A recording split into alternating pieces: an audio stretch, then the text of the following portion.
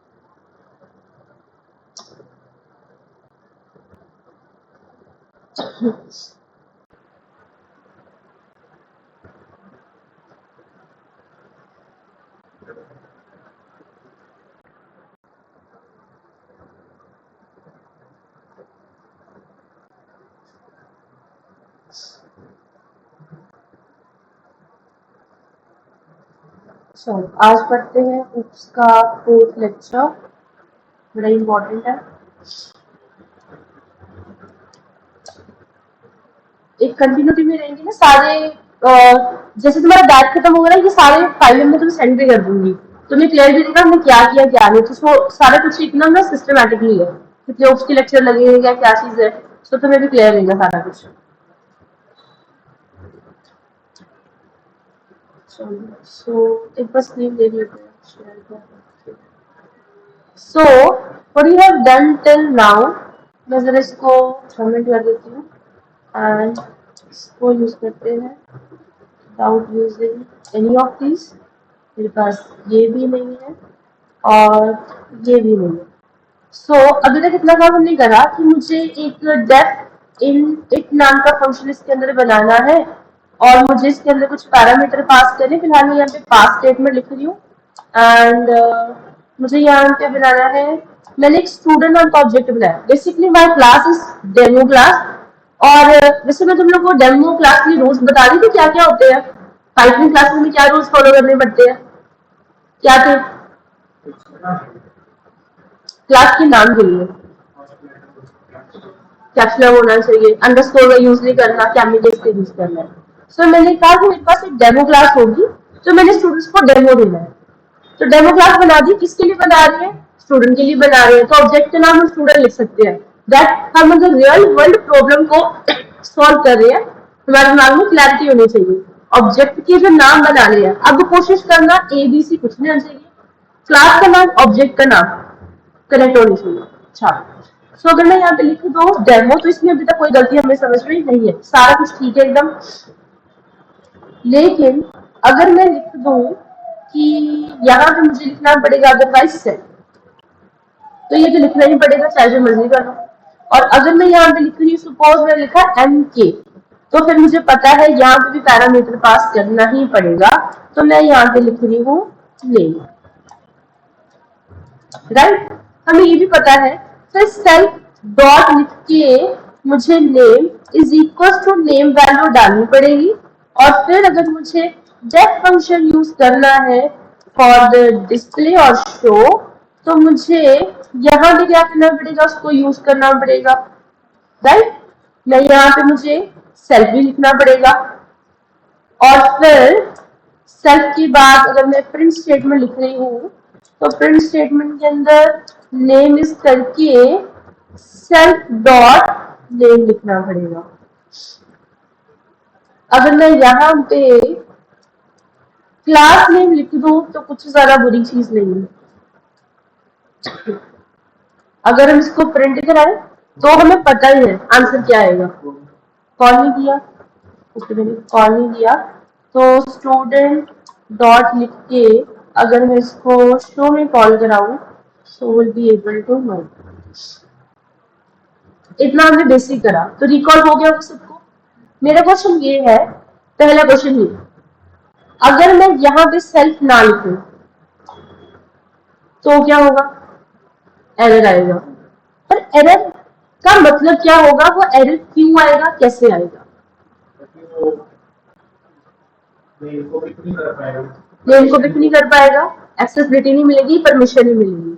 Very good, right. लेकिन self चाहिए ही क्यों? क्यों चाहिए self? That is the question.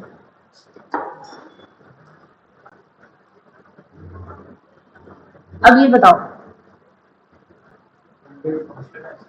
Inbuilt function है, ये तो इनबिल्ट फंक्शन नहीं है, पर इसके लिए भी सेल्फ चाहिए।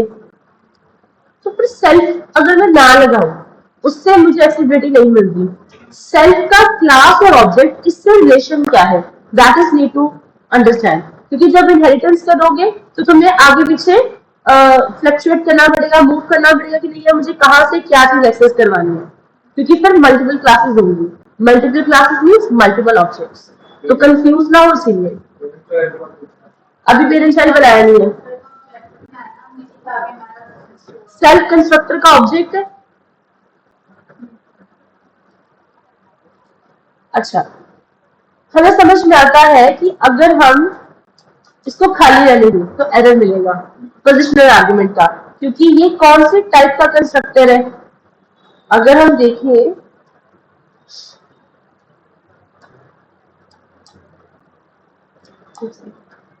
so we got some sort of type of constructor। Constructor होता क्या, जैसे क्या होता है कंस्ट्रक्टर?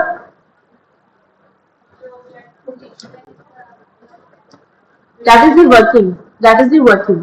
बट कंस्ट्रक्टर क्या होते हैं, उनकी डेफिनेशन क्या है?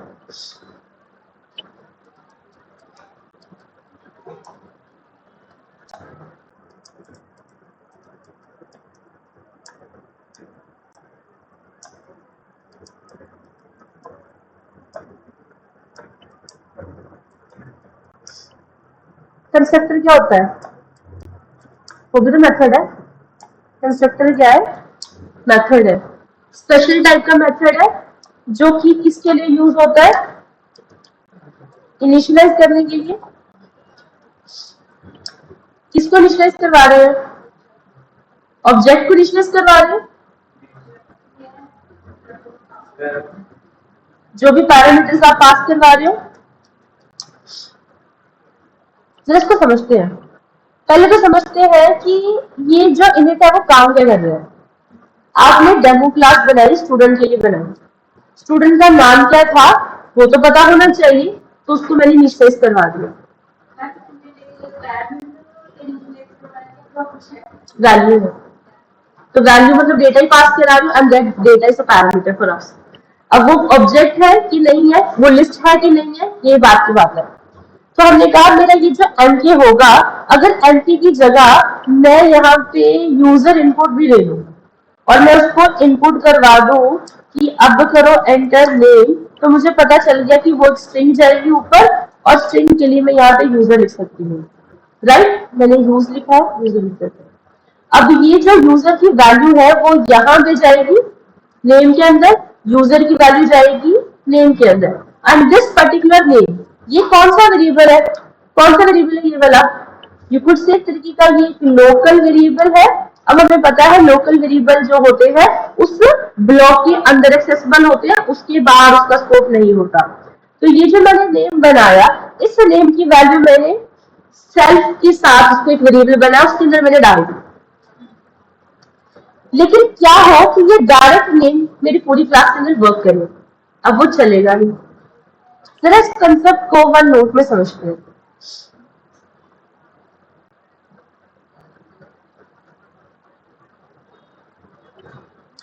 फंडामेंटल्स क्लियर करने बहुत जरूरी है before getting into more rich concept. तो मुझे समझ में आया, जब मैं नेम एंटर करूंगी तो ये नेम यहाँ लिख जाएगा। अब ये खड़ा लोकल वेरिएबल जो क्लास के अंदर काम नहीं करेगा। So as the name says constructor जो इनिशियलाइज करते हैं ऑब्जेक्ट्स को, तो मैं करके दूं, ये जो मैंने सेल्फ बनाया है ना, सेल्फ क्या है, एक इंस्टेंस है। अब थोड़ा टेक्निकल वर्ड में आ जाओ, बोल रही हम object object of now will use the instance variable. Class का एक इंस्टेंस क्रिएट किया and that instance is the object. मैंने क्लास क्रिएट की, मैंने आर्किटेक्चर क्रिएट किया, या मैंने ब्लूप्रिंट तैयार किया। माना जाता है किसके लिए किया, स्टूडेंट के लिए किया। तो स्टूडेंट क्या था, ऑब्जेक्ट था, अल्टीमेटली टेक्निकली वो क्या था जी, वो इंस्टेंस था। क्या ये चीजें समझ में आई? अब इंस्टेंस ऑब्जेक्ट समझ में आया। तो हमें बार बार ये चीज सुनने में मिलती है कि नेम एक इंस्टेंस है, सॉरी, और ये जो सेल्फ है वो एक इंस्टेंस के लिए बना रहा है। किस इंस्टेंस की बात हो रही है? ऑब्जेक्ट की बात हो रही है। अब इसी सेल्फ के साथ जो मैंने यहाँ पे वेरिएबल बनाया उसको मैं throughout the class access कर सकती हूँ यूजिंग सेल्फ। मतलब क्या था? ऑब्जेक्ट की वैल्यू को मैं throughout the class access कर सकती हूँ यूजिंग सेल्फ। मैं लिख के भी दे देती हूँ, तुम्हें जिंदगी में ये लाइन याद रहे। मैंने कहा यूजिंग सेल्फ। अब इसको याद रखो, मैं इसको कभी कीवर्ड नहीं बोलती, मैं सेल्फ बोल रही पर मैं इसको कीवर्ड नहीं बोलती बिकॉज इसको चेंज किया जा सकता है। मैंने कहा using self we can access the driver code या फिर object variables to work in the work throughout the class inside the class।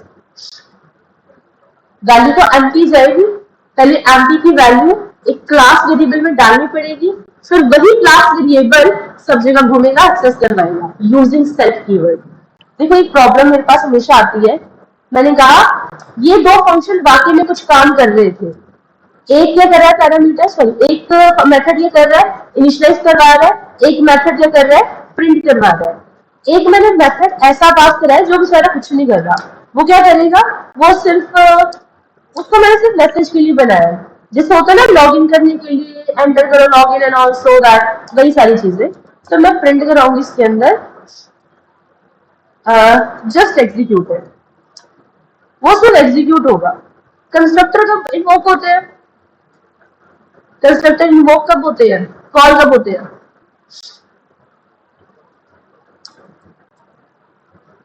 Constructor कब कॉल होते हैं? पिताजी क्या करते हो? हाँ, जब कॉल करेंगे। पहली चीज तो ये कॉल करो या इन्वोक करो मतलब सेम है। कब होता है? जब ऑब्जेक्ट क्रिएशन होता है। क्या मैंने ऐसा लिखा कि मैं स्टूडेंट डॉट इनिट को ऐसे कॉल कर रही हूँ इस मेथड को, ठीक है सिर्फ। अगर मैं इसको रन करती हूँ तो मुझे क्या मिल रहा है? मैंने mk टाइप किया, एरर दे दिया, take 0 conditional argument 1 was given. क्यों? ऊपर नेम है, मैंने नहीं दिया। तो मैं अगर यहाँ पे इसको jk दे दूं और मैं अब इसको पास कर रहा हूँ, mk भी आ गया, सॉरी ऊपर लिख दिया मैंने, यहाँ पे नहीं चाहिए मुझे यहाँ पे चाहिए। अब उसने फिर एरर दिया, take 0 conditional argument 1 was given. हमें ये काम करना ही नहीं है। मैं कर क्या रही हूँ? मैं ऑब्जेक्ट से कंस्ट्रक्टर को कॉल कर रही हूँ, जो कि करना ही नहीं है। क्यों नहीं करना? कंस्ट्रक्टर जो होते हैं अपने आप कॉल होते हैं, दे आर सेल्फ इन्वोक किस टाइम पे? ऑब्जेक्ट क्रिएशन के टाइम पे। इसका मतलब जितने भी कंस्ट्रक्टर बनाए होंगे, क्या एक क्लास में एक से ज्यादा कंस्ट्रक्टर बन सकते हैं? फॉर श्योर बन सकते हैं। तुमने नहीं बनाया तो क्या करेगा? इंटरप्रेटर खुद से बनाएगा।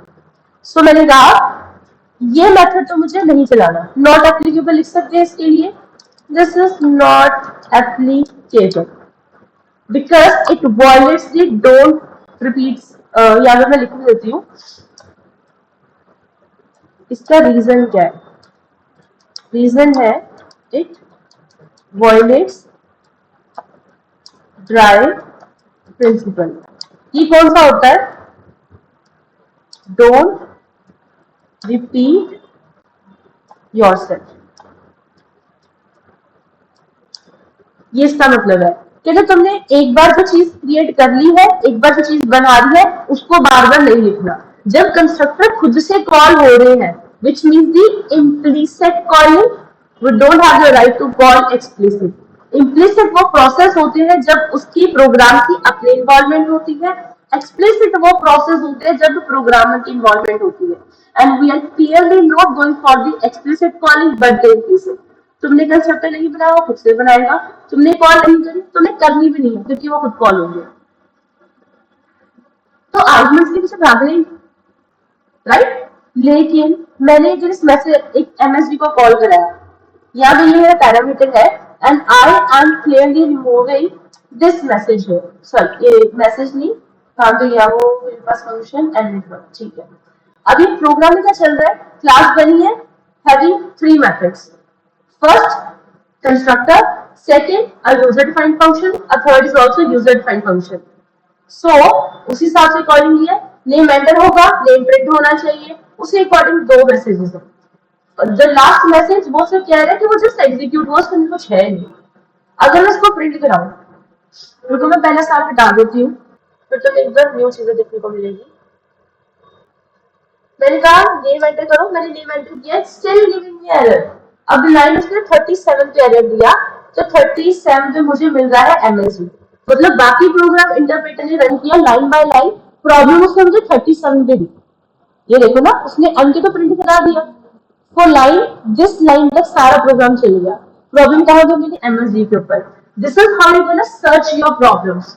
कंपनी के सॉफ्टवेयर में भी काम करोगे, जब तुम्हें लाइन नंबर दे रहा है, मतलब तुम्हारा चेक करो क्या ऊपर का सारा चल गया, तो in which portion of having a trouble देखना। उसने दिया demo.msg take zero positional argument but one was given.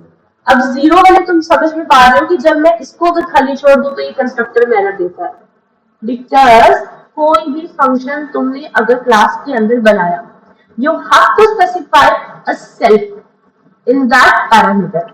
तुम्हें क्या लिखना पड़ेगा, यहाँ पे सेल्फ लिखना पड़ेगा। अब सेल्फ तो यूज हो रहा है पैरामीटर के लिए जो कि तुमने फंक्शन कॉल में पास करवाना है।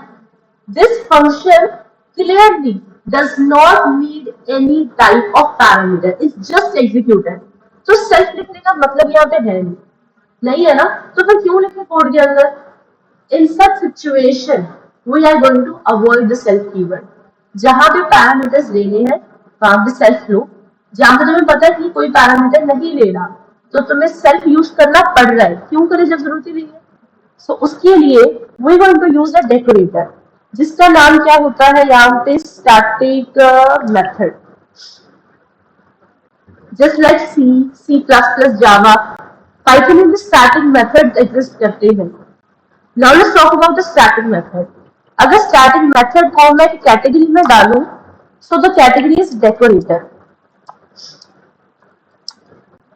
डेकोरेटर, तो ये होता है खिड़की का डेकोरेटर। डेकोरेटर समझ सकते हो फिलहाल के लिए कि वो एक हेडिंग है।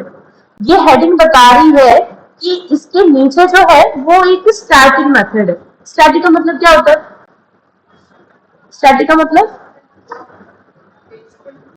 फिक्स्ड है और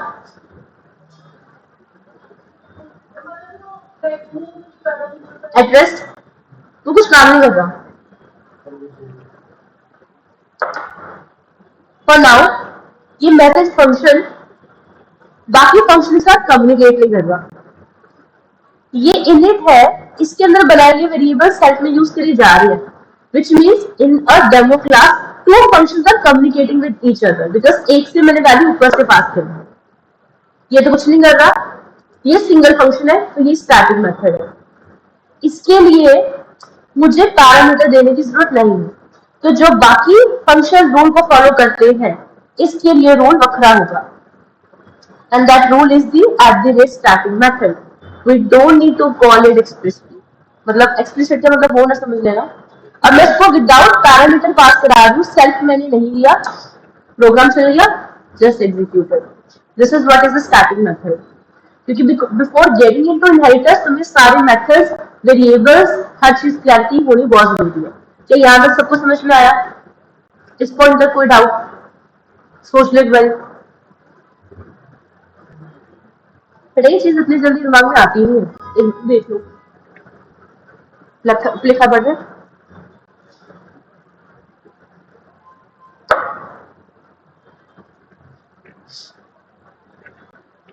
अब इनिट भी समझ में आ गया, सारी चीज समझ में आ गई।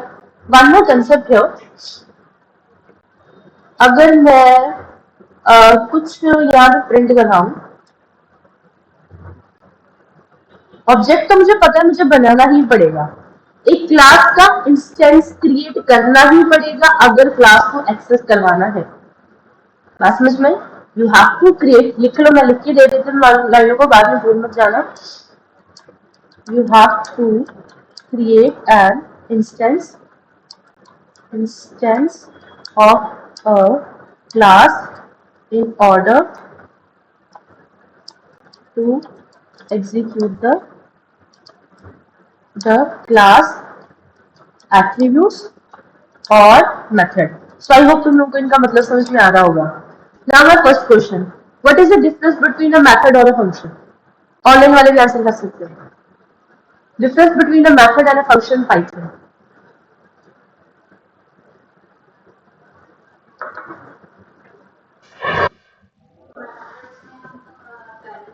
One method is introduced inside क्या? class. One method is introduced inside class. हाँ जी. Function. Function in the driver code. हाँ जी. आप बताओ क्या होते हैं methods? मैथड्स में हमें मैथड होते हैं कि हमें जैसे कि वैल्यूज जो है हमें मतलब इनिशिएट नहीं करानी पड़ती और उसमें फंक्शन में कोई वैल्यूज इनिशिएट करानी. कंप्लीटली गलत. मेथड्स वो फंक्शंस होते हैं. मेथड या फंक्शंस जो क्लास के अंदर होते हैं. क्लास अगर हम क्लास के बाहर बनाते हैं वो फंक्शंस होंगे. अभी ये तीनों को क्या है? मेथड्स है. अगर मैं लैम्डा फंक्शन यूज करूं वो भी मेथड है. अगर मैं यहां में कुछ बनाऊं वो फंक्शन है. अगर क्लास के बाहर ये क्लास के मेथड है तो ये क्लास का काम करेंगे. फंक्शन इंडिपेंडेंट होते हैं. मेथड क्लास के ऊपर डिपेंड होते हैं. सो मैंने यहाँ पे एक वैल्यू पास करा है यूजर और मेरे को ये दो लाइनें भी चाहिए होगी. फिर रुको मैं ऐसा नहीं लिख रही. Let's take comment. तो मैं आज ना बड़ी चीजों की क्लैरिटी मिल जाएगी कि कहाँ तक हम काम कर चुके हैं. और यहाँ पे डायरेक्ट जाएगी एंटी की वैल्यू. अगर मैं यहाँ पे प्रिंट की स्टेटमेंट चलाऊं कि मुझे पहले ना हर चीज की टाइप देखनी है तो मैंने सबसे पहले तो करा कि स्टूडेंट की टाइप क्या है, ऑब्जेक्ट की टाइप क्या है. तो मेरे को बताएगा ऑब्जेक्ट की टाइप क्या है. अगर मैं यहाँ पे प्रिंट कराऊं कि मुझे टाइप प्रिंट करानी है लेकिन मुझे डेमो की टाइप प्रिंट करानी है. डेमो की टाइप होगी और मेथड भी लगा के देखते हैं. तुम्हें समझ में आएगा कि कहाँ पे नन आ रहा है, कहाँ पे उसको तुम्हारे इंटरप्रेटर को पता नहीं चल पा रहा कि कहाँ पे क्या एक्सेस हुआ है, कि क्या मेथड की टाइप प्रिंट होती है कि नहीं होती. और मैं यहाँ पे डेमो और स्टूडेंट को मैंने डेमो दिया. कौन सा डेमो दिया? मैंने उसको दिया एक एमएसजी का डेमो कि फंक्शन किस तरीके से स्टैटिक हो रहे हैं. सो कैन यू प्रेडिक्ट कि इन तीनों की टाइप क्या निकल के आएगी? स्टूडेंट की टाइप क्या निकल के आएगी? इसकी टाइप क्या देगा पाइथन? क्या ये कोई मेमोरी एड्रेस होगा? क्या ये ऑब्जेक्ट प्रिंट करके देगा? जैसा होता है ना क्लास डॉट इंटीजर, तो क्या ये क्लास डॉट ऑब्जेक्ट देगा? क्या देगा? आप कह रहे हो ये ऑब्जेक्ट आएगा. डेमो की टाइप क्या प्रिंट होगी? इसकी टाइप मेथड. अगर आप ये तीनों चीजों के नाम लिए हैं तो आप कह रहे हो कि मेथड एक एग्जिस्टेड है, मेथड स्टोर है. वो क्लास किसको प्रिंट करके देता है? जो उसके अंदर स्टोर्ड है. इंटीजर स्टोर्ड है तो उसकी उसने क्लास बनाई है. तो इंटीजर क्या हुआ? इंटीजर एक ऑब्जेक्ट है.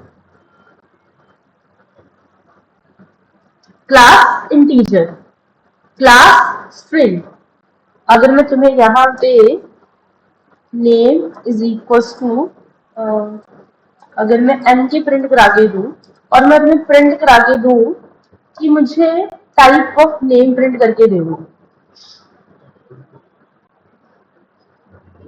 अभी के लिए मैं इसको हटा देती हूँ.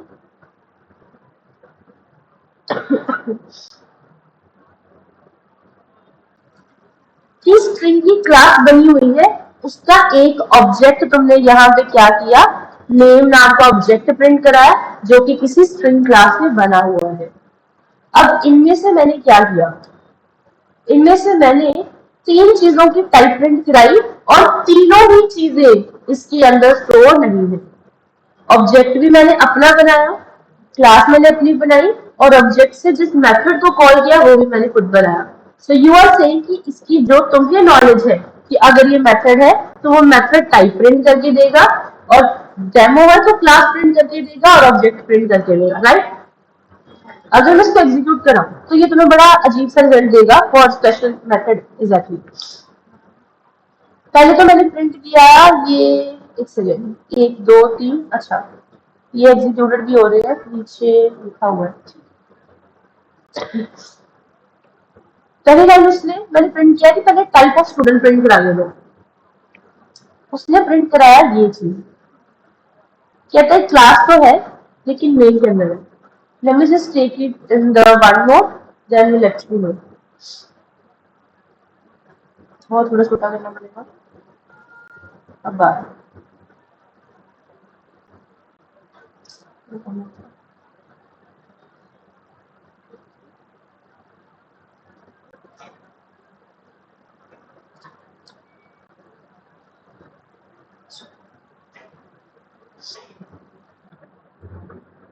जो ये लाइन थी ना फर्स्ट वाली, कौन सी, ये वाली, उसने मेरे को प्रिंट किया कि आप जो क्लास कह रहे हो वो क्लास तो है लेकिन ना वो अंडरस्कोर अंडरस्कोर मेन के अंदर है डॉट डेमो। जब तुम डॉट यूज करते हो तुम्हें पता है you are accessing whether the variables और the methods of a class, you already know कि डॉट ऑपरेटर किसके लिए यूज होता है। जो इसने मुझे लिख के दिया, कहता मेन के अंदर डेमो है, तो मेन क्या हो गया, मेन एक बाय डिफॉल्ट या फिर इनबिल्ट पैकेज होगा। पैकेज को हम आम भाषा में समझते हैं कंटेनर्स। तुमने क्लास बनाई तो क्लास भी तो कहीं पे स्टोर होगी ना, तो class by default main module के अंदर स्टोर हो रही है। देखो एक तो मेरे पास ऑप्शन है, मैंने तुम्हें पाइथन का भी स्ट्रक्चर नहीं लिखवाया, कभी नहीं लिखवाया, तुम डायरेक्ट काम करते हो, बेटा कोई स्ट्रक्चर तो हो किसी लैंग्वेज में काम करने का।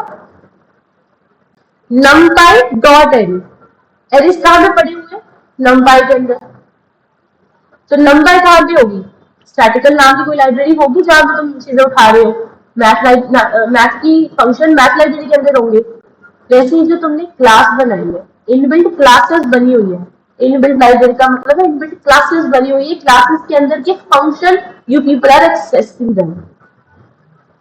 हमने क्लास बनाई, उसके अंदर हमने मेथड बनाया, हमें ये नहीं पता कि हमारी क्लास कहाँ पे स्टोर हुई है। तो जो तुम लोग बाय डिफॉल्ट अपनी तुमने क्लास बनाई, तुमने जब सिलेक्ट नहीं किया कि मेरी क्लास वो numpy के अंदर है कि कहाँ पे है, तो वो बाय डिफॉल्ट मेन के अंदर जाएगी। So by default, the main module or the main packages where your classes are stored. क्या ये बात सबको समझ में आई? मैंने कहा तुम्हें पता है कि अगर तुम्हें एरे को यूज करना है तो तुम्हें numpy को इंपोर्ट करना पड़ेगा। अब तुमने क्लास बनाई, तुमने किसी पैकेज को तो इंपोर्ट करा नहीं, एरे भी तो खुद से बनाते, वो कौन से बने बनाए थे, सिर्फ एरे का फंक्शन बनाया था। तुम 2D 3D वैल्यू जो मर्जी कर लेते हो, 4D तक चले जाओ चाहे तो, लेकिन हमें ये नहीं पता कि हमारी क्लास कहाँ पे स्टोर है। तो टाइप अगर प्रिंट करोगे तो वो तुम्हें बताएगा कि कोई मेन नाम का मॉड्यूल है, उस मेन मॉड्यूल के अंदर तुम्हारी डेमो क्लास। क्या इतना समझ में आया सबको? क्लियर हुआ? Upon printing the second line which is the demo, मैंने कहा मुझे टाइप प्रिंट करके दो कि मेरी क्लास की टाइप क्या प्रिंट करके दो। उसने मुझे क्या बता दिया, क्लास टाइप, क्लास क्या प्रिंट कर दी उसने, टाइप। अब टाइप कौन सी है, ना उसने इंटीजर बताई है, ना उसने मेमोरी का एड्रेस दिया, उसने कुछ भी नहीं दिया, तो क्लास की कोई टाइप नहीं। क्लास इज बेसिक उसने लिख के दे भी दिया, कहता क्लास टाइप है, कौन सी टाइप है, ना भी ये कोई इंटीजर है ना ये कुछ और है, because class is just a blueprint, class कोई ऑब्जेक्ट नहीं है। देखो टाइप उसकी प्रिंट हो रही जो कि ऑब्जेक्ट है। तो बात समझ में, ऑब्जेक्ट प्रिंट करके दो तो वो बताता है इस क्लास के अंदर है, क्लास को प्रिंट करोगे तो फिर वो कुछ नहीं बताएगा। क्या दोनों चीजों में अंतर समझ में आया? That's good. सर उसने जस्ट एग्जीक्यूटेड प्रिंट करके दे दिया क्योंकि तीसरी लाइन के अंदर मैंने इसको प्रिंट किया, ऑलरेडी ये तो प्रिंट हो ही रहा था, तो जब प्रिंट की स्टेटमेंट चलाई तो उसने ये भी प्रिंट करके दे दिया, दैट इज जस्ट एग्जीक्यूटेड। सो उससे प्रोग्राम में कोई खास पड़ा नहीं चीजें, क्योंकि वो सी की क्लास है। जैसे तुमने फंक्शन टाइप डेमो कॉल करी, ये अपने कंस्ट्रक्टर तो चलाएगा ही ना, फंक्शन तो उसने चलानी है जिससे भी कॉल करी है। उसने बोला क्लास नन टाइप, क्योंकि तुमने इसकी टाइप पहले तो प्रिंट करी एनर्जी। कहता मेथड तुम्हें कहाँ पे मिलेंगे, क्लास के अंदर। अब तुम मेथड की टाइप प्रिंट करके दोगे तो उसको नन मिलेगा, because methods are not stored, method store नहीं हो रही। तो मेरे को एक चीज समझ में आई, मैंने कहा कि ये मेरी फाइल होगी। कौन सी फाइल होगी कोई डॉट टी वाई फाइल। हर डॉट टी वाई फाइल के अंदर क्या होगा, एक यहाँ पे ड्राइवर कोड होगा। हर फाइल के अंदर एट दिस पॉइंट एक क्लास होगी। तो क्लास के अंदर बने होंगे फंक्शंस, फंक्शंस के अंदर क्या बने होंगे, लोकल वेरिएबल्स। तो मान लो लोकल वेरिएबल क्या था, यूजर नेम था। अब मैं जब भी यहाँ से ऑब्जेक्ट से कॉल करूंगी तो मेरे को समझ में आ गया कि मेरी तीन चीजें साथ में बाइंड होंगी। क्या बाइंड होगा, एक तो मेरी क्लास बाइंड होगी, किसके लिए बनाया, ऑब्जेक्ट के लिए बनाया। इस ऑब्जेक्ट का एक इंस्टेंस मैंने क्लास में बनाया जो कि सेल्फ एज यूज होगा। अब इसी थ्रू आउट द क्लास मैं इस सेल्फ को यूज करूंगी टू एक्सेस देम। जब मैंने फर्स्ट टाइम यहाँ पे कॉल करी, किसी मेथड को इन्वोक किया, किसी मेथड को मैंने कॉल किया,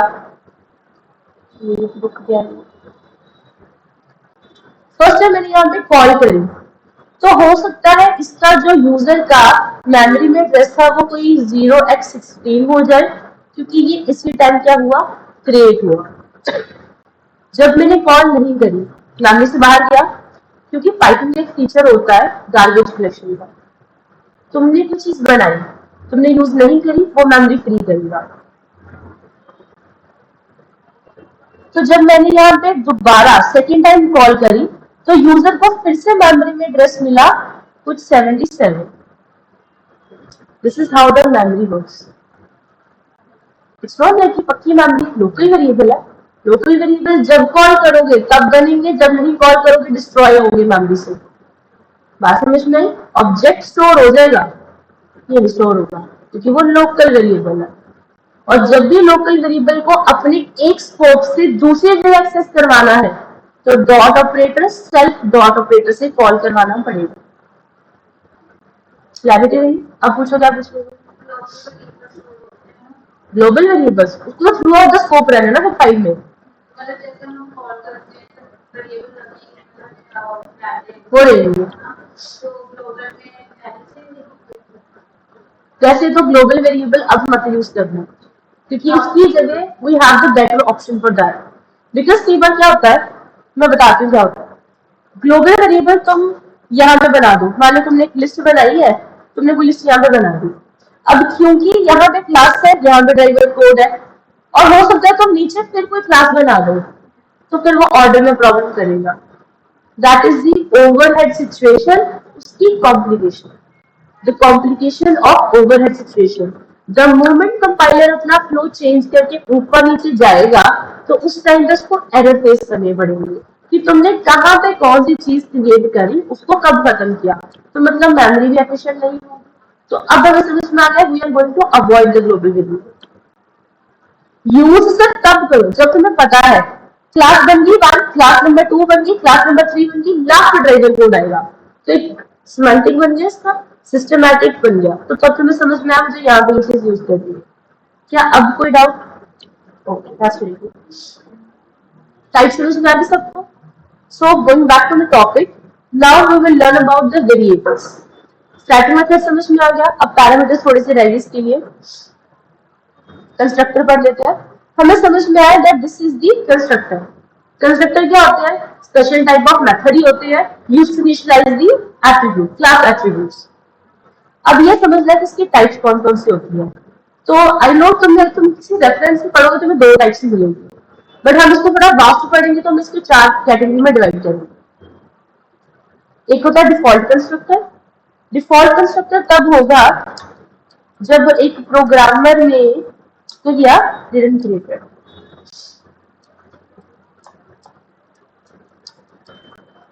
जब उसने एक कंस्ट्रक्टर नहीं क्रिएट किया तो क्या होगा, कंपाइलर सॉरी आपका जो इंटरप्रेटर है वो क्रिएट करके दे देगा उसको,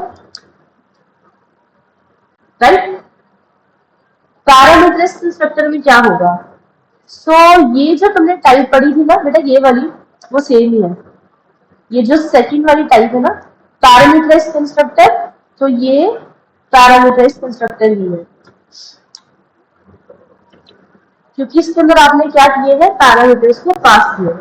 और ये भी क्या हो गए, वो सारे यूजर डिफाइंड फंक्शन जहां पे आपने पैरामीटर पास करे हैं। मेरा वो फंक्शन जिसके अंदर पैरामीटर्स नहीं है वो क्या है, एक स्टैटिक मेथड है। And for static method you don't need a self keyword, sorry you don't need a self instance for that। जहां पे पैरामीटर्स नहीं देने वहां पे इंस्टेंस की जरूरत नहीं है। बात समझ में आ गई? देन इम्प्लिसिट कंस्ट्रक्टर, ये क्या था, इम्प्लिसिट ही था ना। और अगर मैं यहाँ पे एक फंक्शन एक डेफ बना दूं इनिट ऐसे करके, और यहाँ पे मैं डायरेक्ट पास लिख दूं, इसमें क्या होगा, और यहाँ पर मैं इसको, चलो मैं प्रिंट स्टेटमेंट लिख ही रही हूँ। मैंने कहा कि इस मोमेंट पे क्या होगी, क्लास जो होगी एग्जीक्यूटेड होगी। तो एक क्लास टर्मिनेटेड वाला फंक्शन हो गया, एक क्लास एग्जीक्यूटेड वाला हो गया। मेरी मर्जी में जितने मर्जी कंस्ट्रक्टर बनाओ, जो उनसे मर्जी टाइप का बनाओ। तो एक सेकेंड, ऊपर से कुछ चीजें और एग्जीक्यूट हो रही है। एक तो हो गया एम के। अब मैं इससे एक वक्रा ऑब्जेक्ट बनाऊंगी। एक स्टूडेंट था जिसका नाम क्या था, एम के। एक होगा स्टूडेंट वन, स्टूडेंट मैं वन को बना देती हूँ, ठीक है। एक स्टूडेंट वन था और एक क्या था, स्टूडेंट टू। तो उसके लिए मैंने बना दिया डेमो, उसके लिए मैंने इसको पास नहीं किया। और देखो मेरा ऑर्डर भी आगे पीछे है। जो पैरामीटराइज्ड है वो बाद में डिफाइन है, लेकिन उसको पहले कॉल किया और दूसरे को बाद में कॉल किया। तो देखते हैं इसका आउटपुट कैसा आएगा। Error missing one required positional argument, कौन सा, नहीं। अगर मैं चीजें, क्योंकि जनरल प्रोग्रामिंग ऐसी चीजें करके देखते हैं, अगर मैं कोड ऊपर नीचे कर दूं तो क्या होगा, कैसे बनेगा ये programme. Still not accessible, required one positional argument as name। तो उसमें हर हालात में क्या करना है, पहले पैरामीटराइज को ही प्रायोरिटी देनी है। ये पाइथन में कंसेप्ट होता है। पाइथन में सबसे पहले जो प्रायोरिटी दी जाती है वो एक पैरामीटराइज कंस्ट्रक्टर को दी जाती है। तो मैं यहाँ पे तुम्हें कमेंट्स में लिख देती हूँ कि पैरामीटराइज कंस्ट्रक्टर कौन सा होता है, हाई प्रायोरिटी वाला होता है। तो ये बात सबको समझ में आई। ये चीजें बड़ी इंपॉर्टेंट है, कल को क्लासेस बनाऊंगा तो प्लीज भूल ना जाना। हो गई ये चीजें। अब मैं क्या करूंगी, मैं इन दोनों को हटा देती हूँ, एडजस्ट डोंट नीड देम। इसकी वजह से अगर आ रहा था, इसको हटा देती हूँ। अभी भी है वन पोजिशनल आर्गुमेंट के सेव नहीं हुआ। Demo student class executor message, मैं लिस्ट को भी हटा रही हूँ। अरे वो मैंने नीचे कुछ कॉल ना दिया।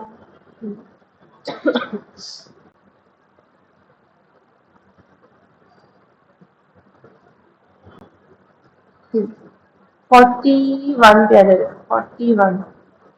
41 student to demo it takes 0 positional. अच्छा, सेट तो पास करना ही पड़ेगा ना, मैंने इसको तो नहीं बोला कि ये स्टैटिक है।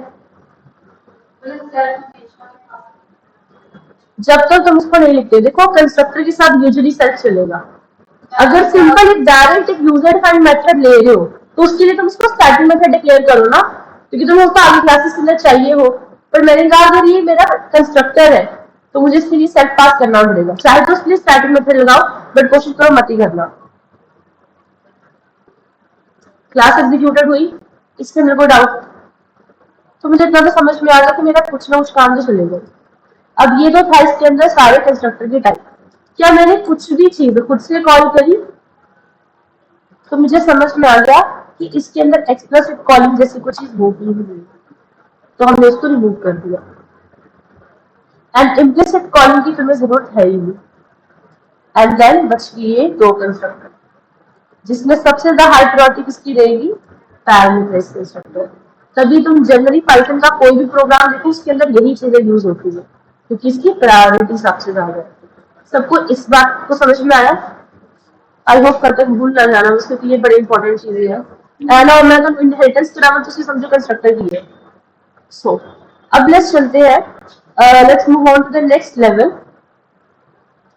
अब हम बात करेंगे वेरिएबल्स के बारे में। Till now local variable, global variable, object references, passing argument सब समझ लिया, रेफरेंसेस सारे समझ लिए। Now I like to know what are the classes and instances. पहली चीज, class allows you to create a user defined data structure. ये तुम्हारा डेटा स्ट्रक्चर है जो तुम क्लास में बना रहे हो। क्लास में defined function called method which identify the behavior and action that object created from the class can perform its data. Student का अगर मैं इसको दोबारा सारी चीजें लिख लूं, I need to print all of them. क्या होगा ये यहाँ से, एंड डेमो और सेल्फी मैंने पास किया, इनको ये चीज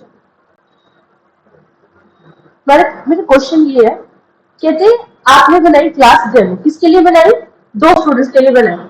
एक के अंदर क्लास एग्जीक्यूटेड प्रिंट कर रहा है और एक अपना यूजर नेम दे रहा है। दो चीजें समझ में आई। यही डेटा है जो आपने पास कर दिया। अब डेटा किस किस वेरिएबल के साथ पास होगा, this is going to be continue. Class is a blueprint how to define something and it doesn't actually contain any data. Class के अंदर अपना कोई डेटा नहीं होगा क्योंकि डेटा पास किया जाता है। क्यों तुम अपने मैट्रिक्स में शो करोगे कि मेरे पास वैल्यूज कौन कौन सी है? तुमने एक कार गेम करवा के रखी, तुम्हारे पास कार गेम, तुम्हें सॉफ्टवेयर एक मिला कि तुमने कार गेम बनानी है। अब तुमने क्या करा, कैसे माइलेज चल रही, कार चल कैसे रही, उसको सब डिफाइन कर लिया। कार कौन से ब्रांड की होगी तुमने वो मेंशन नहीं करा, तुम ब्रांड इनपुट में दोगे, राइट।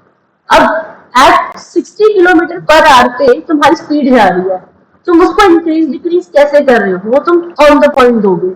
जब तुम उसको क्लच वगैरह करोगे, जब तुम उसको थोड़ा आगे मूव करवाओगे तभी चलेगा ना। जब तुम उसे गियर डालोगे, तुमने गियर चेंज किया तो कार के हिसाब से माइलेज में कैलकुलेट होकर चलेगी। कितना गियर दिया ये इनपुट में मेंशन करोगे, वैल्यू देगी नहीं है। This is how to do. And I hope तुम लोग ये वैल्यूज वाला काम कर सकते हो, बिकॉज बहुत काम हमने कर लिया वैल्यूज वाला। सो अब किसी कोई एरर नहीं आना चाहिए। देन कहते हैं while the class is a blueprint instance of an object that is the built from a class contain real data। ये भी समझ में आता है। क्लास ब्लूप्रिंट है तो इंस्टेंस है ना object that built from a class and contain real data। मैंने यहां से वैल्यू भेजी इस इंस्टेंस को, तो इस इंस्टेंस कौन सा इंस्टेंस, क्लास नेम जो मैंने बनाया, इसके अंदर रियल डेटा आ गया ना। मैंने यहां से वैल्यू भेजी, एमके की वैल्यू यहां पे डाल दी और उस एमके को मैंने यहां पे स्टोर कर दिया, तो इसके अंदर रियल डेटा आ गया। आया? Instance of the dog class is not a blueprint anymore. It's actual dog with a name like Miles 4 years old. अगर मैं यहाँ पे एज भी पास करा दूं तो मुझे समझ में आएगा एक स्टूडेंट होगा जिसको मैं डेमो दे रही हूँ, जिसका नाम यही है और जिसकी एज ये है, तो वो एक रियल वर्ल्ड प्रॉब्लम होगी, right. Put another way, class is like a form of questionnaires। ये नहीं चाहिए, समझ में आ रही तुम लोग को, क्या टक्की लगना। फिर कहते हैं वेरिएबल्स दो तरीके के आएंगे इसमें, one is the class variable, second is the instance variable. Class variable क्या होता है? Defined within the class instruction because they are owned by the class itself. Class variables are shared by all instances of the class and therefore they will generally have the same value for every instance unless you are using the class। रुको, ये नहीं तुम्हें समझ में नहीं आएगा, मैं इस पार्ट को कॉपी करके जरा वन नोट में लेके चलती हूँ, मैं थोड़ी समझते रह जाऊँ। फिर सिंबल्स लॉजिक क्या था? क्लास वेरिएबल कब बनते हैं? जब क्लास कंस्ट्रक्शन होता है, because they are owned by the class itself. Class variable को क्या कहा जाता है? क्लास वेरिएबल कहा जाता है, यानी कि वो किसी ब्लॉक के अंदर सीमित नहीं होंगे। वो लोकल वेरिएबल तो पर श्योर नहीं है, वो एक लोकल वेरिएबल नहीं है। क्लास के अंदर बनाएंगे वेरिएबल, वो वेरिएबल होंगे। बात सुनो ध्यान से, नहीं समझ में आ रहा? हाँ, ये जो नेम है वो एक लोकल वेरिएबल है, यहाँ सारी जगह लोकल वेरिएबल एक्सेसिबल हो रहा है। अगर मैं यहाँ पे सेल्फ ना लगाऊं तो क्लास को कोई भी आइडेंटिफाई नहीं कर पाएगा ये कहां से लिया। सेल्फ डॉट लगाऊं तो उसको समझ में आएगा ऊपर तुमने वेरिएबल बनाया था। Therefore will generally have the same value for every instance। अगर मैं यहाँ पे क्लास के नीचे लेकिन मेथड के बाहर जनरली यहाँ पे मैं एक वेरिएबल बना दूं जिसको मैं कहूं कि कॉलेज का नाम होगा, कॉलेज नेम होगा, लेकिन नाम क्या होगा, मान लो ABC। तो ये हर फंक्शन में शेयर किया जाएगा। तो ये जो क्लास मैंने बनाई इसका मतलब तो निकल के आना चाहिए, ऐसे थोड़ा ना बना दो कुछ भी, तो क्लास का मतलब तो निकल के आना चाहिए। तो मैंने कहा डेमो क्लास बनाई, मैंने स्टूडेंट्स के लिए बनाई। हर स्टूडेंट का नाम एज वगैरह हो सकता है, लेकिन वो किस कॉलेज से बिलोंग करते हैं ये सेम होगा। तो एक कॉमन वेरिएबल होगा which going to be share among all the functions. ये समझ में आ गया। सो एक चीज लाइन यहाँ पे नोट करके लिख लेते हैं, ये बड़ी ही इंपॉर्टेंट है कि क्लास जो वेरिएबल्स होते हैं वो वही बनेंगे that is going to be share among all the instances. तो जब मैंने कहा कि इसका मतलब क्या है, इंस्टेंस है, then you know we are talking about self. हम सेल्फ की बात कर रहे हैं और जो ऑब्जेक्ट क्रिएट कर रहा होगा उसकी बात कर रहे हैं। तो ये समझ में आ गया। कहते हैं defined outside कहाँ पे लिखा है, हाँ, therefore they will generally have the same value for every instance unless you are using the class variable to initialize a variable। अगर मैं यहाँ पे कॉलेज नेम की वैल्यू किसी कंस्ट्रक्टर में यूज करूं, कुछ ज्यादा प्रॉब्लम की बात नहीं है, बट मुझे करना ही है। क्यों? एक कॉलेज नेम होगा जो हर फंक्शन एक्सेस करेगा, जो कि हर स्टूडेंट के लिए सेम रहेगा। बात समझ में आ गई, right? Defined outside of the method, class variable are by convention typically placed right below the class header and before the constructor method। In other words, मैंने भी सेम ही करा है। जैसे क्लास का हेडर है, this is known as the class header. ये क्या हो गया? ये हो गया जी क्लास हेडर। क्लास हेडर के जस्ट बिलो अपना वेरिएबल बनाना है। कौन सा वेरिएबल हो गया ये? This is the class variable. तो अगर मैं इसको लिख रही हूँ कि ये क्लास वाला नाम है तो फिर मैं गलत लिख रही हूँ ना, तो मैं फिर यहाँ से क्लास नाम को हटा देती हूँ, जबकि ये तो क्लास वेरिएबल है ही नहीं। तो मैं लिख सकती हूँ ये इंस्टेंस वेरिएबल है, और इसी की जगह मैं यहाँ पे भी लिखूंगी that this is the instance variable. मतलब मैं जहां जहां भी लिखा मुझे हर जगह उसको क्या करना पड़ेगा, चेंज करना पड़ेगा। थोड़ी सी कॉम्प्लिकेशन आएगी लेकिन समझ आओगे बाद में।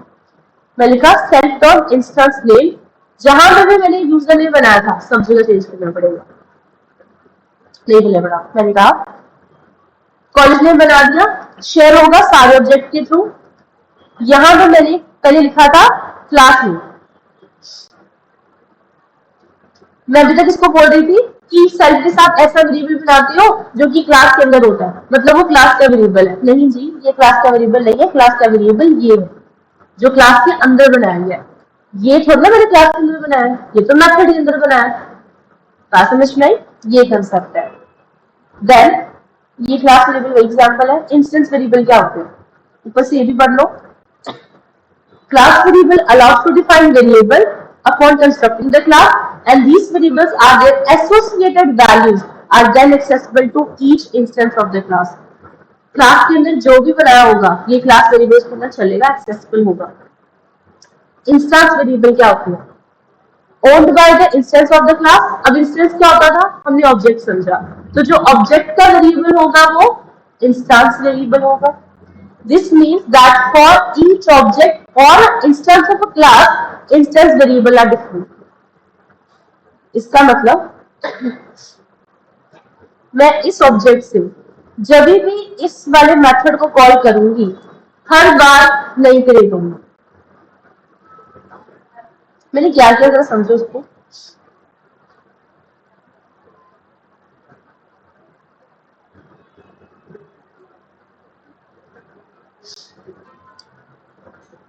So this is the basic code I have right now। और जरा इसको मेमोरी में ड्रॉ करें। इसी की पैरेलल मैंने कहा मेरी मेमोरी है, जिसके अंदर यहाँ पे क्या था, मेरी क्लास होगी, और यहाँ पे क्या होगा, मेरा ड्राइवर कोड होगा। ड्राइवर कोड में मैंने स्टूडेंट का वन ऑब्जेक्ट बनाया, जो कि क्लास एग्जीक्यूटिव प्रिंट कर रहा होगा, ठीक है, इसके अंदर कुछ पैरामीटर है, सिंपल है। तो जो स्टूडेंट 2 है जिसके अंदर मैंने वैल्यू पास करवाई है, वो तो अपना मुझे नाम दे रहा है, पहली बार कॉल कराई क्रिएट होगा, दूसरी बार कॉल करवाई दोबारा क्रिएट होगा, क्योंकि वो लोकल वेरिएबल है। लोकल वेरिएबल किसके थ्रू एक्सेस करी जा रही है?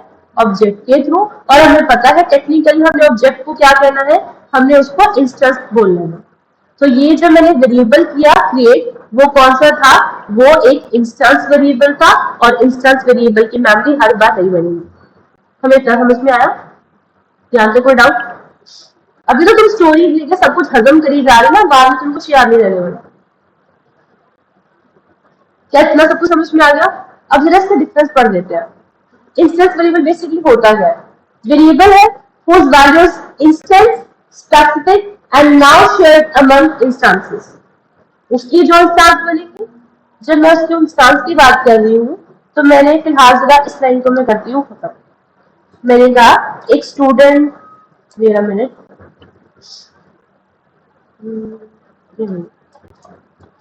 एक स्टूडेंट नंबर 2 भी होगा, डेमो क्लास का ही, लेकिन उसका नाम होगा मान लो जेके, एसके होगा मान लो। तो 3 स्टूडेंट आ गए मेरे पास, जो कि सेम आर्किटेक्चर को बिलोंग करते हैं, लेकिन उनके जो नाम है वो वखरे वखरे होंगे। तो 3 ऑब्जेक्ट क्या कर रहे हैं? इसी 2 फंक्शंस को एक्सेस कर रहे हैं, जिसमें से एक कंस्ट्रक्टर है। एक्सेस करके देखते हैं क्या 3 एक्सेस कर सकते हैं। सो मैंने प्रिंट नहीं करा, वेट वेट, नहीं होना तो चाहिए। हाँ,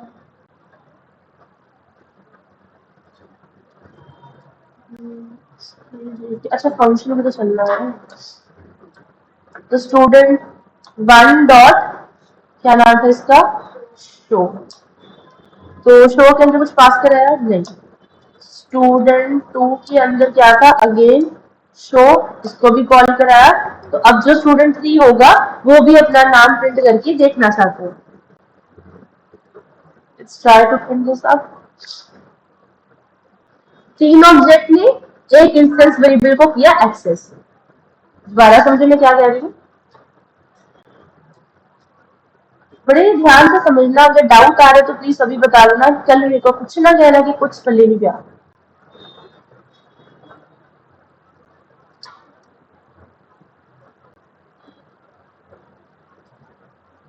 एक ऑब्जेक्ट बनाया जो कि किस इंस्टेंस पे डिपेंड पड़ेगा, इस कंस्ट्रक्टर वाले इंस्टेंस पे। तो इसलिए मुझे क्या करी, गलत हो गया, लाइन गलत होगी, ये वाला नहीं होगा, उसके नीचे होगा, ये वाले के ऊपर। तो पहला कौन सा इंस्टेंस था? पहला था एमके वाला। दोबारा से फिर कॉलिंग हुई एसके नाम की, तो अब कौन सा गया, ये इंस्टेंस गया। ऑब्जेक्ट तो बेटा सेम ही रहा, नेम ही रहा, और नेम की वैल्यू कहां पे गई, इस वाले वेरिएबल के अंदर, इंस्टेंस वेरिएबल के अंदर। तो मुझे समझ में आ गया कि मैं जो इस ब्लॉक के अंदर चला रही हूँ, ये जो दोनों ब्लॉक के अंदर चला रही हूँ, वो है मेरे instance variable. Because instance variable instance के द्वारा एक्सेस किए जा रहे हैं। मैं लिख देती हूँ ये लाइन, बड़ी इंपॉर्टेंट है ये भी। Instance variables are being accessed by the class instance। हमें ये समझ में आ गया। 3 इंस्टेंस बनाए, तीनों ने एक एक करके एक इंस्टेंस को एक्सेस कर लिया। तो ये समझ में आ गया। क्या यहाँ तक कोई doubt? On the second hand, class variable, ये वेरिएबल है दैट डिफाइंस स्पेसिफिक एट्रीब्यूट और property of a class. Name share किया जा सकता है, ऑफकोर्स शेयर किया जाता है। कॉलेज शेयर किया जा सकता है, ऑफकोर्स किया जा सकता है, पर हर बार कॉलेज का नाम थोड़ा चेंज होगा। At a time real world की प्रॉब्लम क्या है, एट ए टाइम में एक ही कॉलेज के बच्चों को डेमो दे सकती हूँ। अब मैं हर जगह कहाँ पे जाऊँ? तो मैंने कॉलेज की एक ऐसी प्रॉपर्टी डिफाइन कर दी, क्लास का ऐसा एट्रीब्यूट बना दिया जो कि शेयर किया जाएगा थ्रू आउट द क्लास। बात समझ में आ गई? आगे ना कहते it's a variable whose value is instance। Second question, these variables cannot be shared between classes। Share नहीं किया जा सकता instance variable, instead they only belong to one specific class। कल को तुम सब पेरेंट चाइल्ड क्लास बनाओगे, इनहेरिटेंस करोगे ना, उधर समझ में आएगा कि जो तुमने वेरिएबल, देखो मैं क्या करने की कोशिश कर रही हूँ, मैंने कहा ये नेम कहाँ पे बना, ये नेम है इंस्टेंस वेरिएबल, ये क्या बन गया, इंस्टेंस वेरिएबल। इस वेरिएबल को तुम किसी चाइल्ड क्लास के अंदर नहीं ले सकते, लेकिन तुम इसको ले सकते हो क्योंकि ये इसकी प्रॉपर्टी है। Instance variable are not the property of a class, but a class variable is the property of a class. लिखा है ना, owned by class, owned by objects, उसको पढ़ के देखते हैं। मैंने कहा instance variables are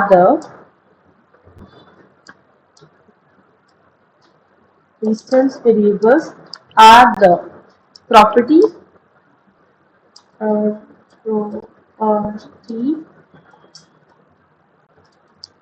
ऑफ, किसकी प्रॉपर्टी होती है, ऑफ एन इंस्टेंस, यानी कि ऑब्जेक्ट की प्रॉपर्टी होती है।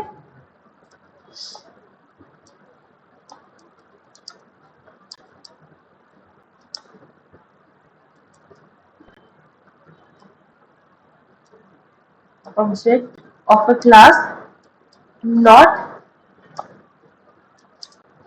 the class itself. Instance variable instance की प्रॉपर्टी होती है। देखो लिखने में मेथड लिख सकती थी, फिर वो टेक्निकल नहीं रहेगा, हमें बढ़ना है टेक्निकली। मेरा क्या, मैं लिख दूंगी कि वो मेथड की प्रॉपर्टी होती है, वो लोकल वेरिएबल होते हैं, बट हमें वो के साथ नहीं चाहिए। लोकल वेरिएबल तब वर्ड यूज करना है जब मैं फंक्शन के साथ काम कर रही हूँ। Now we are working with the methods of instance variable use करेंगे।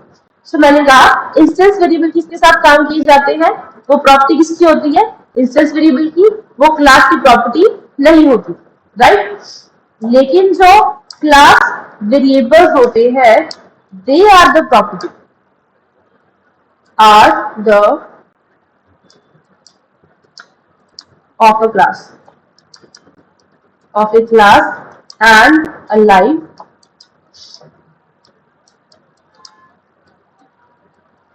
through the class। मतलब वो जिंदा रहता है पूरी क्लास के अंदर, ये नहीं है अभी बने तो अभी क्रिएट हो जाएंगे, अभी बने तो अभी टर्मिनेट हो जाएंगे। That's not the concept. क्या ये बातें समझ में आई? That's good. It is usually reserve memory for a data that class needs. तुमने अभी तक क्या किया, तुमने क्लास बना दी थी, मान लो ये चीज तो मैंने कभी लिखी ही नहीं, ये कभी एग्जिस्ट नहीं करती थी, तुमने ऑब्जेक्ट नहीं बनाया, तुम डायरेक्ट क्लास पे आ गए। तुम्हें पता था कि अगर मुझे डेमो देना है तो मुझे स्टूडेंट का नाम तो डालना पड़ेगा, किस स्टूडेंट को मैंने डेमो दिया, तो जो स्टूडेंट का नाम आएगा तुमने नाम बना दिया। अब इस टाइम पे ये मेमोरी में क्रिएट होएगा, इसकी वैल्यू नहीं पता। तुमने क्या सीखा, अगर मैं पाइथन में नेम लिख दूं तो कभी नेम नहीं चलेगा, उसको वैल्यू देनी पड़ेगी। ऑब्जेक्ट में तो ऐसा हुआ नहीं, उसने मेमोरी रिजर्व कर। तो समझ में आया कि इंस्टेंस वेरिएबल क्या करते हैं, मेमोरी रिजर्व करते हैं, राइट। बाकी जो ऐसा नहीं हो सकता। चीजें बड़ी मजेदार है अगर इसको डेप्थ में पढ़ोगे। फिर इट यूजुअली, जो क्लास वेरिएबल होगा, it usually maintain a single shared value for all instance of class and even if no instance object of the class exist. बात सुनो, तुमने कॉलेज का नाम बना दिया, कॉलेज का नाम पूरे स्कोप तक चलेगा, राइट। इंस्टेंस वेरिएबल में ऐसा नहीं था। क्लैरिटी मिली? ये नाम हर एक इंस्टेंस क्या करेगा, शेयर करेगा। जितने भी स्टूडेंट थे सारे इस नाम को क्या करेंगे, शेयर करेंगे। वेट अ मिनट, हाँ जी अरुण जी बोलो।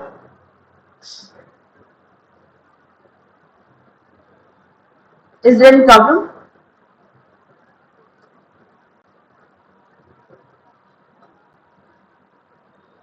प्लीज प्रॉब्लम है तो बोलो।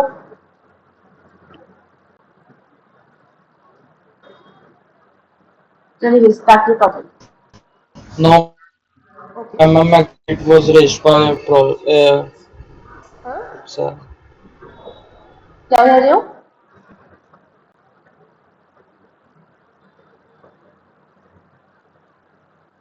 Anyways, back to the topic.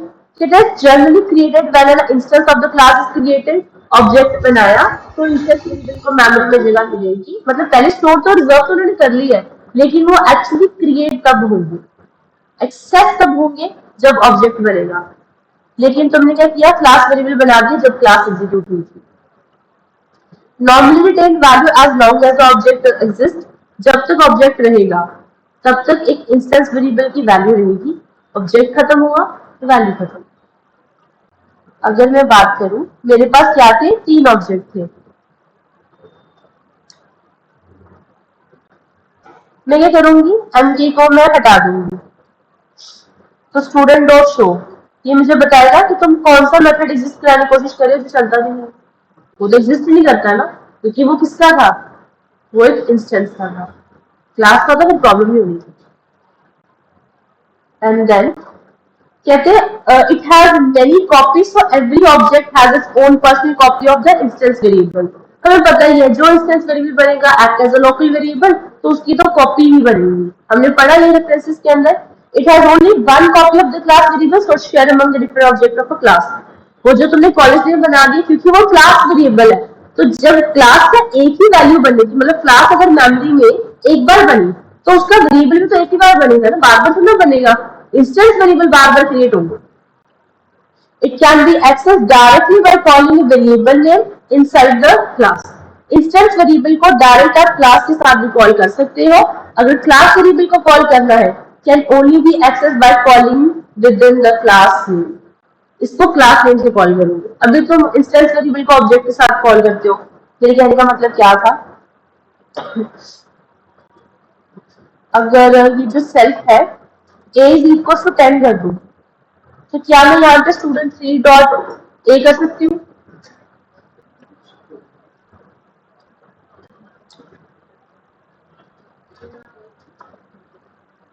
मैं यहाँ पे लिखूं अगर मैंने क्या कहा, मुझे प्रिंट करना है, मुझे स्टूडेंट डॉट ए प्रिंट करना है, तो क्या यहाँ तक इतनी बात बनेगी, स्टूडेंट 1 तो चलो है ही, स्टूडेंट 1 है, तो क्या ये इतनी बात बनेगी, क्या है इसका आंसर। एरर क्या आएगा एरर में, demo object has no attribute ए।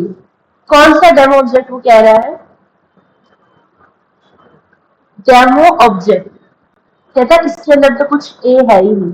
उसने पॉइंट किया क्लास को, पर क्लास के अंदर ही हमने बनाया, हमने किया एक इंस्टेंस वेरिएबल, तो उसके लिए तो फिर मुझे सेल्फ की जरूरत है ना इंस्टेंस क्रिएट करने की, वो मैंने करा नहीं, तो उसने मुझे एक एरर दे दिया। डोंट वरी, इसको हम और प्रैक्टिकली समझेंगे, ठीक है। कहते हैं these variables are declared without using the static keyword. जो आपके इंस्टेंस वेरिएबल होते हैं उनको डिक्लेयर किया जाता है without using the static keyword. मतलब वेरिएबल में भी कुछ स्टैटिक नाम का कंसेप्ट होगा, बट हमें इसको यूज नहीं करना। We got the concept of local, global and so on. These variables are declared using the keyword static. कौन से, जो क्लास वाले हैं, क्लास वाले कहते हैं अगर क्लास वेरिएबल को डिक्लेयर करना है तो उनको स्टैटिक के साथ करूंगी। इसको मैं आगे इंप्लीमेंट करूंगी, लेकिन इंटीग्रेट करती हूँ।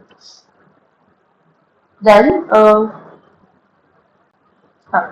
changes that are made to these variables through one object will not reflect in another object. Already know Python क्या है, call by value और call by reference। call by reference तो कॉपीज जाएंगी तो वैल्यू रिफ्लेक्ट नहीं होगी। अगर object भेजोगे तो चला। तो हमें कॉल बाय रेफरेंस का एक और मतलब समझ में आया कि इंटीजर, स्ट्रिंग, फ्लोट, इनकी क्या बनती है, copies. Immutable, mutable objects, right. तो जिनकी कॉपीज बनेंगी उसका चेंज नहीं होगा, जिसकी कॉपी नहीं बनती, मतलब कुछ पाइथन की कुछ ऐसी डेटा टाइप्स जो कि ऑब्जेक्ट है वो एग्जिस्ट करेंगी, उनके चेंज रिफ्लेक्ट होंगे। ऑब्जेक्ट के थ्रू ऑब्जेक्ट में चेंज करोगे तो चेंज होगा, else no change.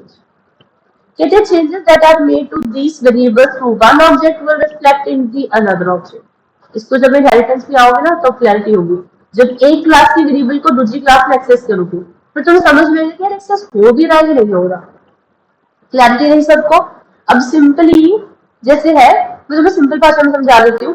Attributes created in init called instance attribute. जिसको ऊपर ना कुछ समझ में नहीं आया उसको सिंपल भाषा में, जो एट्रीब्यूट्स आप इनिट मेथड में बनाते हो वो इंस्टेंस एट्रीब्यूट होते हैं, इंस्टेंस वेरिएबल होते हैं। And instance attribute that is specific to a particular instance of a class.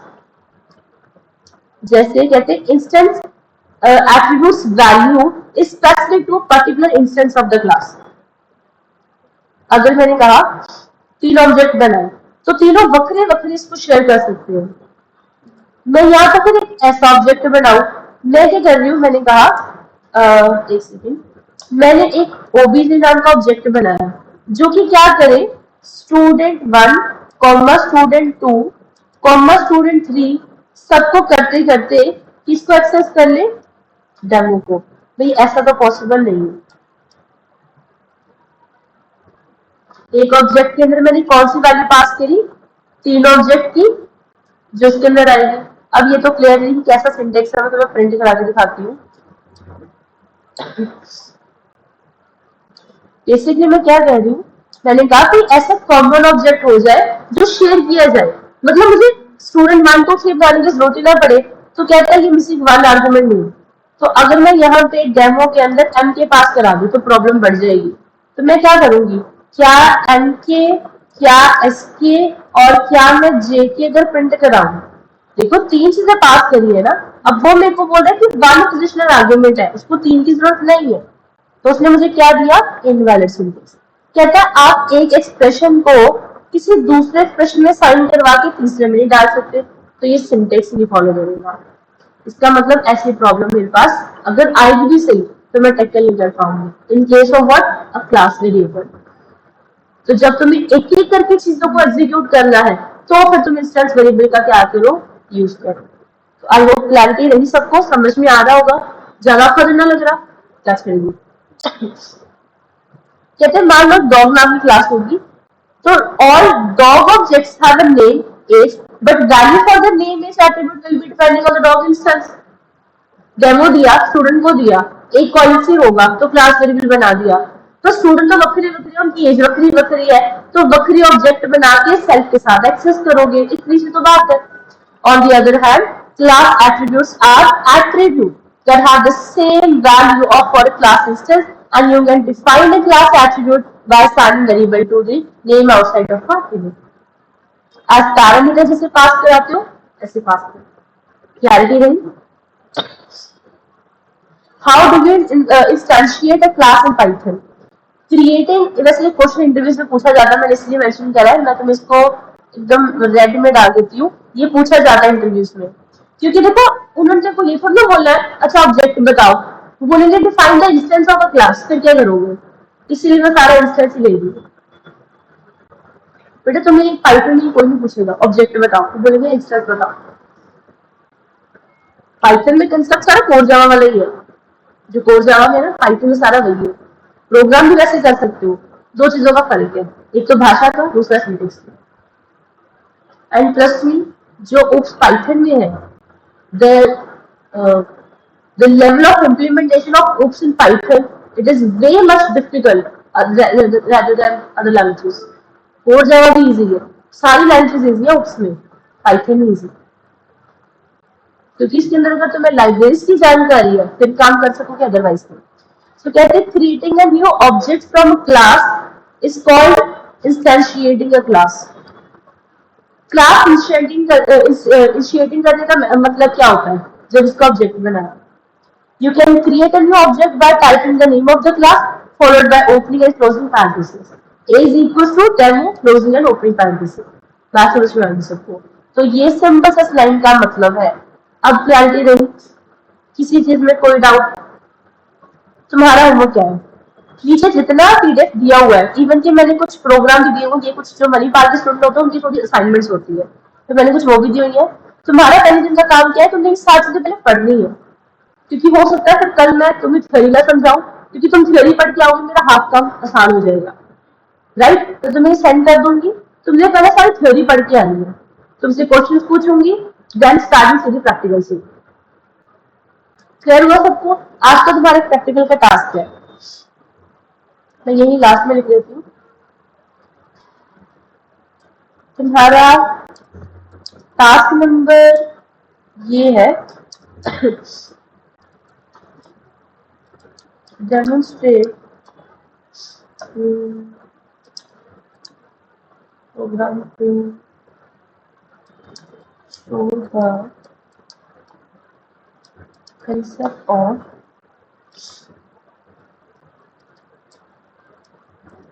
instance variables and तुमने एक ऐसा प्रोग्राम खुद से कंस्ट्रक्ट करना है, रेक्टेंगल का लो, शेप का लो, डॉग का लो, एनिमल का लो, फर्क नहीं पड़ रहा, मुझे बस प्रोग्राम चाहिए।